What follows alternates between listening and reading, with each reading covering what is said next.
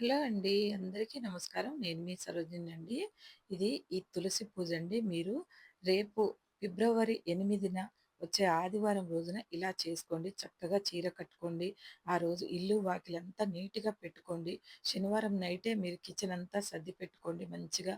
పొద్దున్నే సూర్యుడు రాకముందుకే ఈ పూజనైతే మీరు చేసుకోవాలండి. పూజకి మనకి పువ్వులు ఎన్నున్నా, కాసినున్నా సరే, ఆ రోజు కొన్ని పువ్వులు ఎక్కడన్నా సేకరించి పెట్టుకోండి. మంచిగా ముందు రోజే పెట్టుకుంటే ఇలా నిండుగా మీరు అలంకరించండి. సూర్యోదయం కాకముందుకే ఒక చెంబెడు నీళ్లు తీసుకొని, ఆ సూర్యోదయం అవుతుంది కదండీ! అప్పుడు సూర్యుడి ముందు పెట్టి, ఒక రాగి చెంబులో మంచి నీటిని పట్టుకోండి. ఆ నీటి మీద మీరు ఎడమ చేతిని పెట్టి, మీరు నమో సూర్యనారాయణ అని చదువుకున్నా చాలండి 12 సార్లు. లేదా మీకు ఆదిత్య హృదయం వస్తే, ఏదైనా మంత్రాలొస్తే మీరు చదువుకోండి. లేకపోతే మాత్రం మంత్రాలు రాని వాళ్ళు చాలా మందుంటారండి ఈ లోకంలో. వాళ్ళు మాత్రం నమో సూర్యనారాయణ అనుకుంటూ ఆ చెంబు మీద చేయి పెట్టి మీరు 12 సార్లు చెప్పి, ఆ నీటిని ఎవరికైనా ఆరోగ్యం బాలేకుండా ఉంటే, ఎవరికైనా ఇంట్లో ఏదైనా ఆపదుంటే, మీరు మొత్తం ఇల్లంతా తీసుకోండి. అందరూ ఆరోగ్యంగా ఉంటారు. పిల్లలకి చదువు, జ్ఞానం చక్కగా వస్తదండి. మనం ఆడవాళ్ళం చేస్తేనే కదండీ మన పిల్లలకు మంచి జరిగేది. మగవాళ్ళు కూడా చేస్తారండి.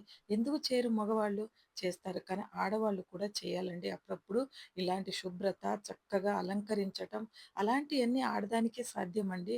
మగవాళ్ళు కూడా చేస్తారండి. కానీ వాళ్ళు ఇంత చేయలేరు. ఒకవేళ మీరు చేయగలిగి మీ వారు బయట పూజ చేసినట్టయితే ఇంకా మంచిది. మీరిద్దరు కూడి ఆ పూజనైతే చేసుకోండి. సూర్య నమస్కారం మగవాళ్ళు చేస్తే చాలా మంచిది. అలా చేసుకోండి. మీరు మాత్రం తప్పనిసరిగా పెద్దవాళ్ళు చెప్తున్నారండి. ఆ రోజు సప్తమి, అది మహాసప్తమి చాలా మంచిదని చెప్తున్నారండి. మీరు కొంత పాటించండి. ఒక్కరోజైతే చూడండి నాన్ వెజ్ తీసుకోకండి. ఆ ఒక్కరోజు మాత్రం ప్రతి ఒక్కరు కూడా చెప్తున్నానండి. చక్కగా చీర కట్టుకొని పూజనైతే చేయండి.